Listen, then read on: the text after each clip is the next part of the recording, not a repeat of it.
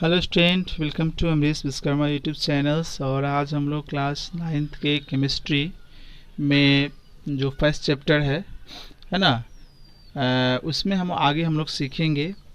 तो उसमें हम लोग पहली वीडियो में हम लोग इस चीज़ के बारे में बातचीत कर चुके थे कि एविडेंसेज ऑफ पार्टिकल्स, मतलब हम पिछले वीडियो में ये बात कर चुके थे कि कोई भी मैटर पार्टिकल्स से बना है, इसका क्या एविडेंस है, इसका क्या प्रूफ है, इसका क्या सबूत है। तो एक एक्सपेरिमेंट हम एक्सप्लेन कर चुके थे पहली वीडियो में, तो इसके पहले वाली वीडियो में। अभी आज हम जो बात करेंगे वो आप जैसा कि आप बोर्ड पर देख सकते हैं, लिखा हुआ है evidences for particles in matter. यानी कि हम आज भी इसी बारे में बात करेंगे कि मैटर पार्टिकल्स से बना होता है, इसका क्या एविडेंस है, इसके क्या सबूत हैं, इसके क्या प्रमाण है, इसके क्या प्रूफ है। ठीक है, तो ये जो फर्स्ट चैप्टर चल रहा है जिसका नाम है मैटर इन आवर सराउंडिंग, हमारे आसपास के पदार्थ, है ना, उसमें हम लोग ये सेकेंड लेक्चर होने वाली है। इसके पहले फर्स्ट लेक्चर थी और बहुत दिन से वीडियो नहीं जा पा रही थी, बट मैं अब इसको लगातार कंटिन्यू करूँगा। चलिए तो स्टार्ट करते हैं। Evidences for particles in matter, यानी कि मैटर पार्टिकल्स का बना हुआ है, इसका क्या प्रमाण है, इसका क्या प्रूफ है। ठीक है, इस चीज़ के बारे में तो आप यहाँ देखेंगे। सबसे पहले हम लोग बात करेंगे कि मूवमेंट ऑफ है, एक पॉइंट मूवमेंट ऑफ है पोलन ग्रेन। पोलन ग्रेन, अब ये पोलन ग्रेन क्या होता है स्टूडेंट? तो पोलन ग्रेन्स को समझने के लिए इन्वाटर पोलन ग्रेन को समझने के लिए थोड़ा सा हम लोग एक बायोलॉजी का टॉपिक थोड़ा सा उठाते हैं। जैसे आपको पता है कि जो फ्लावरिंग प्लांट होता है, फ्लावरिंग प्लांट जो होता है जिसमें फ्लावर लगते हैं, है ना, उसके पास एक मेल पार्ट होता है, मेल रिप्रोडक्टिव पार्ट होता है। ठीक है, जिसको हम लोग बोलते हैं स्टैमिन, स्टैमिन बोलते हैं। और इसके पास एक फीमेल पार्ट होता है, फीमेल रिप्रोडक्टिव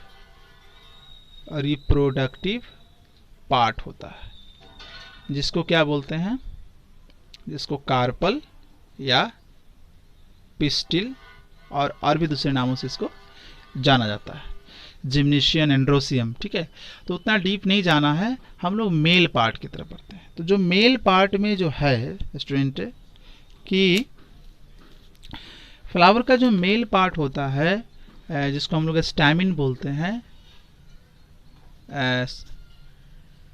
उसमें आप देखेंगे कि स्टैमिन का कैसा स्ट्रक्चर होता है। स्टैमिन जो होता है ना, ये इस तरह से होगा, कुछ इस तरह से स्टैमिन होगा। स्टैमिन कुछ इस तरह से होता है। ये वाला पार्ट कहलाता है स्टूडेंट फिलामेंट, और ये वाला पार्ट जो कहलाता है स्टूडेंट एंथर कहलाता है। ठीक है, अब एंथर के अंदर क्या होता है स्टूडेंट? एंथर के अंदर जो होता है, एंथर के अंदर आप देखें, ठीक है, एंथर के अंदर क्या होगा? एंथर के जो अंदर होता है ना, इस तरह की थैली बनी होती है, इस तरह की थैली बनी होती है, इस तरह की सैक बनी होती है थैली। इस थैली को बोलते हैं पोलन सैक। ठीक है, और इसके अंदर जो क्या होता है स्टूडेंट, इसके जो अंदर होता है ना, इसके अंदर येलो पाउडर जैसा पार्टिकल होता है। इसके अंदर जो स्टूडेंट आपको क्या मिलेगा, इसके अंदर जो मिलेगा वो येलो पीला पाउडरी सब्सटेंस मिलेगा। क्या मिलेगा? पाउडरी सब्सटेंस, पाउडर की तरह सब्सटेंस इसके अंदर मिलेगा। इसी को बोलते हैं पोलन ग्रेन्स बोलते हैं, पोलन ग्रेन्स बोलते हैं। अब इस पोलन ग्रेन्स को अगर हम वाटर में डालते हैं स्टूडेंट, तो अगर इस हम पोलन ग्रेन्स को वाटर में डालेंगे तो क्या होगा, आइए उस चीज़ को जानते हैं। तो इस पोलन ग्रेन्स को जब हम वाटर में डालेंगे स्टूडेंट, तो कुछ ऐसा होने वाला है। जैसे ही पोलन ग्रेन्स को हम वाटर में डालेंगे, ठीक है ना, जैसे ही पोलन ग्रेन को, ये वाटर है इसके अंदर, ऐसे इसके अंदर मैंने पोलन ग्रेन को डाला, रेड से मैं पोलन ग्रेन डाल रहा हूँ, यहाँ पर दिखा रहा हूँ, डिनोट कर रहा हूँ। ये हमारा पोलन ग्रेन है, ये हमारा पोलन ग्रेन है। तो जैसे ही पोलन ग्रेन को डालेंगे स्टूडेंट, क्या होगा, इसका पोलन ग्रेन जो है वो टेढ़े मेढ़े रास्तों से होकर चलना शुरू करेगा। ठीक है, टेढ़े मेढ़े रास्तों से होकर चलना शुरू करेगा। आप पोलन ग्रेन को चलता हुआ देखेंगे तो आप पाएंगे कि पोलन ग्रेन का रास्ता सीधा नहीं है, वो जैसे तैसे वो जिग जैग टेढ़े मेढ़े, है ना, मोशन कर रहा है, टेढ़े मेढ़े चल रहा है, इरेगुलर मोशन कर रहा है। ऐसा नहीं कि खास डायरेक्शन में मूव कर रहा हो, किसी भी डायरेक्शन में आप वो मूव कर रहा पाया जाएगा ऐसा। ठीक है, ऐसा पाया जाएगा। ये जो डॉट मैं दिखाया हूं ये हमारा है पोलन ग्रेन्स, पोलन ग्रेन्स। ये पोलन ग्रेन्स इस तरह से ये चल रहा है स्टूडेंट। ठीक है, इस तरह से ये चल रहा है। ठीक है, तो ऐसा आप पाएंगे, ऐसा आप पाएंगे पोलन ग्रेन का वाटर में चलता हुआ। ठीक है, तो ये जो टेढ़े मेढ़े जो उसके जो रास्ते हैं और टेढ़े मेढ़े जो चल रहा है, जिसको जिगजैग मोशन बोलेंगे, इसी मोशन को, ऐसा मोशन क्यों हुआ, ऐसा मोशन क्यों हुआ आप उसको समझिए। एक्चुअली क्या हुआ, एक्चुअली ये हुआ कि पोलन ग्रेन जो है वाटर में ऐसा मूव कर रहा था, इसलिए, है ना। यहाँ मैं एक्सप्लेन कर रहा हूँ, यहाँ पर इसको मैं हटा देता हूँ। एक्सप्लानेशन क्या हुआ, देखिए, एक्सप्लानेशन, एक्सप्लानेशन, ठीक है, वो ये हुआ कि पोलन ग्रेन्स, ठीक है ना, pollen grains are constantly being hit by the particle of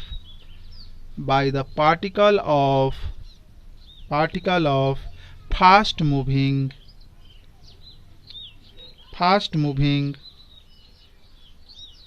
water, by the particle of fast moving water। Actually pollen grain सीधा क्यों नहीं चला, ठीक है ना, पोलन ग्रेन सीधा क्यों नहीं चला, तो पोलन ग्रेन सीधा नहीं चलने के पीछे कारण ये था कि पोलन ग्रेन, ये जो वाटर के जो कण हैं, पार्टिकल हैं, पोलन ग्रेन चला, वाटर के कण के साथ टकराया और फिर उसका रास्ता बदल गया, फिर आगे चला, आगे इस तरह से चला, फिर कोई वाटर के पार्टिकल से टकराया, फिर उसका रास्ता बदल गया, फिर आगे बढ़ रहा है पोलन ग्रेन और वाटर के पार्टिकल के साथ टकराया और रास्ता उसका बदल गया, और ऐसे ही पोलन ग्रेन बार बार अपना रास्ता बदलते गया और उसका जो रास्ता हो गया वो टेढ़ा मेढ़ा हो गया। मतलब स्टूडेंट, इस एक्सपेरिमेंट से ये पता चला कि ऐसा पोलन ग्रेन का ऐसा रास्ता क्यों हुआ टेढ़े मेढ़े, वो इसलिए हुआ क्योंकि वाटर का पार्टिकल्स पोलन ग्रेन के साथ टकराया, है ना, लगातार टकराया और पोलन ग्रेन सीधा चलने की बजाय टेढ़े मेढ़े रास्तों से होकर चलने लगा। तो इस एक्सपेरिमेंट से ये प्रूफ होता है स्टूडेंट कि, इस एक्सपेरिमेंट से ये प्रूफ होता है कि पार्टिकल, मैटर के अंदर पार्टिकल्स होते हैं। क्या होता है, मैटर के अंदर पार्टिकल होते हैं। अब यहाँ पर आप ध्यान देंगे, दूसरी बात यहाँ पर जानेंगे कि, दूसरा इंपॉर्टेंट चीज ये जानेंगे स्टूडेंट की, ये जो मोशन है, जैसे हम लोग ऐसे डिफाइन कर सकते हैं इसको कि जिगजैग, टेढ़े मेढ़े zigzag movement of the small particles,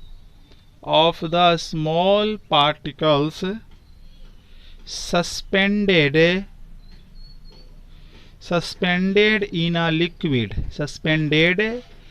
liquid or gas is called Brownian motion। Student, ये टेढ़े मेढ़े जो आप मोशन देख रहे हैं पार्टिकल का, है ना, इस मोशन को पता है क्या कहा गया है, इस मोशन को कहा गया है ब्राउनियन मोशन कहा गया है स्टूडेंट, या इसी को हम लोग बोलेंगे ब्राउनियन मूवमेंट बोलेंगे स्टूडेंट। ठीक है, ब्राउनियन मूवमेंट बोलेंगे। एक्चुअली मैं आपको बता देता हूँ कि जो मूवमेंट था टेढ़े मेढ़े, जो पोलन ग्रेन का मैंने भी बताया आपको, टेढ़े मेढ़े, उसी मोशन को बोलते हैं ब्राउनियन मोशन और ब्राउनियन मूवमेंट। ये मोशन सबसे पहले किसने खोजा, तो स्कॉटलैंड के एक बॉटनिस्ट हैं, प्लांट साइंटिस्ट हैं जिनका नाम था रॉबर्ट ब्राउन, जिसका नाम था रॉबर्ट ब्राउन। उन्होंने ये डिस्कवर किया, ठीक है ना, उन्होंने डिस्कवर किया 1827 में, और वो पहले व्यक्ति थे, he was the first person जो इस मोशन को एब्जॉर्ब किए थे, यानी कि इस मोशन का स्टडी किए थे। He was the first to study such fluctuation, इस तरह के जो आड़े टेढ़े जो रास्ते बन रहे हैं ना पार्टिकल का, तो इसका स्टडी करने वाले फ्लक्चुएशन इसका स्टडी करने वाले वो पहले व्यक्ति थे स्टूडेंट, ठीक है। चलिए, तो ये तो बात हो गई ब्राउनियन मोशन के बारे में। अब हम यहाँ देखेंगे कि ब्राउनियन मोशन का हमने स्टडी किया तो यहाँ से निकलकर क्या आया, है ना, दो बातें यहाँ से निकलकर आई, ठीक है। यहाँ पर आप ध्यान देंगे इस एक्सपेरिमेंट से, है ना, कंक्लूजन क्या आया इस एक्सपेरिमेंट का। इस एक्सपेरिमेंट को हमने किया, हम लोगों ने समझा, तो यहाँ से दो बातें सामने निकल कर आते हैं स्टूडेंट। ये पहला कि मैटर जो है वो made up of tiny particle, छोटे छोटे पार्टिकल से मिलकर बना हुआ, पहली बात यहाँ पर सामने ये आती है। और दूसरी बात ये कि जो मैटर का जो पार्टिकल होता है student, particles of the matter का जो पार्टिकल्स होता है, ठीक है ना, पार्टिकल्स होता है वो लगातार मूव करते रहता है, आर कॉन्स्टेंटली मूविंग, मैटर का पार्टिकल लगातार मूव करते रहेगा स्टूडेंट। तो ये इस एक्सपेरिमेंट का कंक्लूजन है, निष्कर्ष निकल कर आया। अभी हम लोग इसमें आगे देखते हैं। तो स्टूडेंट हम लोग इसमें आगे देखेंगे, तो आगे हम लोग पढ़ेंगे डिफ्यूज़न के बारे में। डिफ्यूज़न क्या होता है एक्चुअली? डिफ्यूज़न क्या है? दो तरह की गैस का आपस में मिल जाना, दो तरह के लिक्विड का आपस में मिल जाना, है ना, उसको बोलते हैं डिफ्यूज़न। यानी कि दो तरह का, ऐसे आप बोल सकते हैं कि दो तरह के मैटर के आपस में मिलना डिफ्यूज़न कहलाता है स्टूडेंट। डेफिनेशन होगी intermixing of particles of two different matter,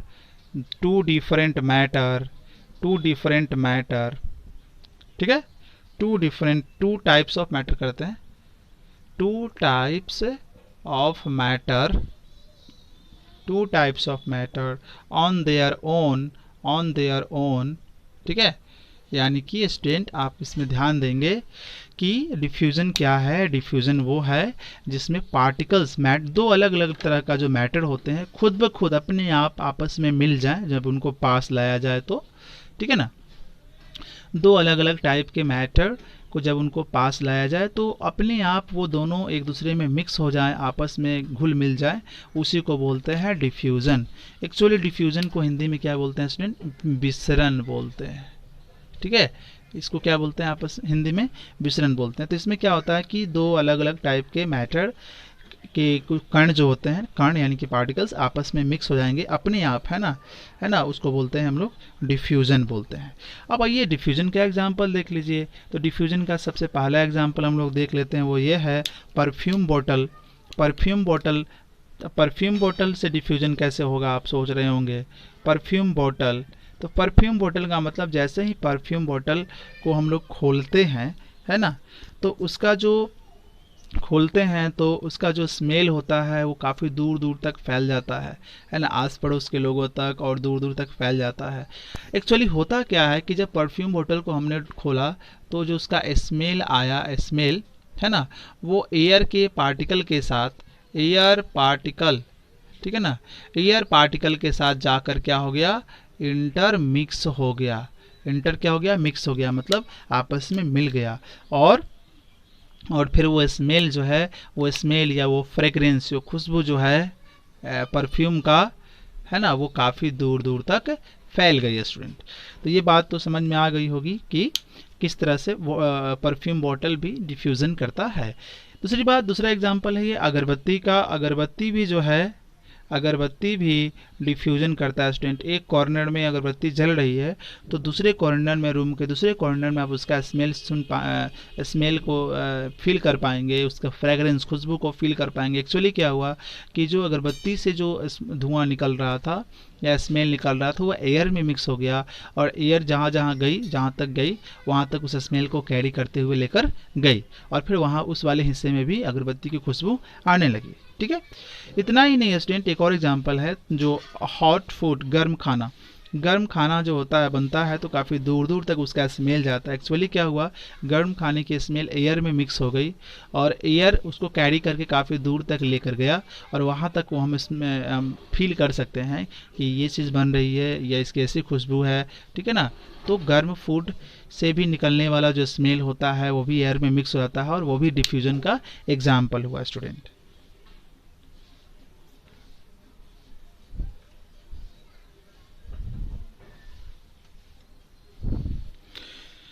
तो यहाँ पर देखते हैं स्टूडेंट, इसके बाद जो है कि डिफ्यूज़न है ना, रेट ऑफ डिफ्यूज़न,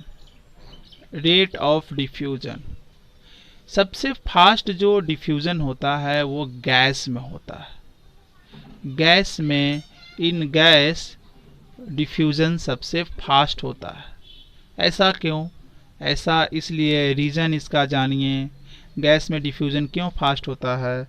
क्योंकि गैस का जो पार्टिकल होता है, वो गैस का पार्टिकल्स इन गैस में जो पार्टिकल्स होते हैं वो काफ़ी तेज स्पीड से ट्रेवल करते हैं। Travel with high speed, gas में जो पार्टिकल होते हैं वो तेज स्पीड से चलते हैं और जाकर दूसरे गैस के साथ मिल जाएंगे, इसलिए इसके अंदर डिफ्यूज़न फास्ट होता है। ठीक है, दूसरा, लिक्विड में क्या होगा डिफ्यूज़न? तो लिक्विड में गैस की तुलना में थोड़ा सा स्लो पड़ जाएगा। ठीक है ना, इसके अंदर जो है कंपैरेटिवली स्लो हो जाएगा, कंपैरेटिवली स्लो, यानी कि लिक्विड में डिफ्यूजन क्या होगा तो गैस की तुलना में थोड़ा सा कम होगा। रीज़न यही है कि लिक्विड के अंदर का जो पार्टिकल होता है उसकी स्पीड कम हो जाती है गैस की तुलना में। और अभी हम लोग बात करते हैं सॉलिड के अंदर क्या होता है? सॉलिड के अंदर तो पार्टिकल्स जो है मूव ही नहीं करते हैं, एक प्लेस से दूसरे प्लेस जाते ही नहीं है, वो अपनी ही प्लेस पर रहते हुए और वाइब्रेट करते हैं अपनी मीन पोजीशन के अराउंड। तो सॉलिड में आपका डिफ्यूजन न के बराबर होगा, नील, मतलब न के बराबर डिफ्यूजन इसमें होता है। ठीक है ना, नेग्लिजेबल कर सकते हैं, ना के बराबर होता है। रीजन क्या होता है कि सॉलिड का पार्टिकल्स वन प्लेस से दूसरे प्लेस नहीं जाते हैं, वो अपनी प्लेस पर रहते हुए जो है ना टू एंड फ्रो, ऊपर नीचे, है ना, आगे पीछे मूव करते हैं, है ना। तो इसलिए इसके अंदर डिफ्यूजन ना के बराबर होता है स्टूडेंट। ठीक है, सो स्टूडेंट अगले क्लास में हम जानेंगे कि रेट ऑफ डिफ्यूजन से जुड़ा एक लॉ है ना, रेट ऑफ डिफ्यूजन से जुड़ा एक लॉ है जिसको बोलते हैं, है ना, rate of Graham's law of diffusion या इफ्यूजन। तो अगले क्लास में हम इसके बारे में बात करेंगे स्टूडेंट। थैंक यू, आज की वीडियो में इतना ही। होप सारी चीज़ें आपको समझ में आई होगी। अगले क्लास में इससे आगे सीखेंगे। So thank you for watching and thank you for support.